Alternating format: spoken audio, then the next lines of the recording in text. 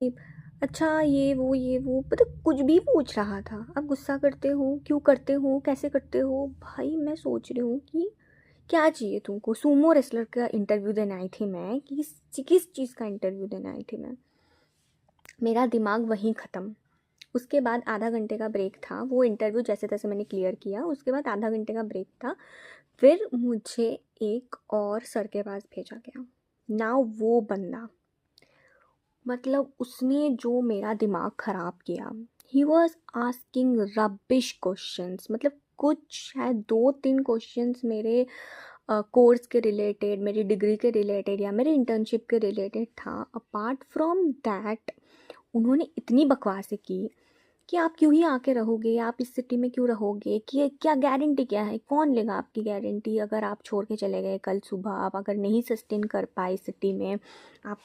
मतलब भाई उसने मुझे जिस लेवल का डिमोटिवेट किया ना, उसने मुझे बोला कि आपके लिए नहीं है ये सब कुछ, आपके जो लाइफ के डिसीजन मेकिंग थिंग्स है वो देखकर ही लगता है कि आप कुछ नहीं कर सकते लाइफ में। आप जाइए घर पे, आप ऐसे ही कुछ फालतू के डिसीजंस लेते रहें और उसके बाद फिर शादी वादी कर लीजिएगा। अब वो ये वर्ड जब उन्होंने बोला, मेरी दिमाग तो ख़राब हो गया, मेरा सटक गई मेरी। मुझे लगा कि यार what do you mean by शादी वादी? Like you are also a married person and do you disrespect your wife like this, कि तुमने तुमने तो शादी वादी कर ली, अब तुम्हारी लाइफ में बचा क्या है मेरी पत्नी होने के अलावा? This is so insulting and so embarrassing to see people, basically entrepreneur who have just set up a business like coaching center, and he is asking or setting up narratives like this. आप coaching centre चला रहे हो, आप क्या सिखा रहे हो young people को ये सब? और आप क्यों डिमोटिवेट मुझे कर रहे हो? आपसे तो मुझे मेरी कोई दुश्मनी है नहीं। अब किस बात आपका एटीट्यूड क्यों इतना है?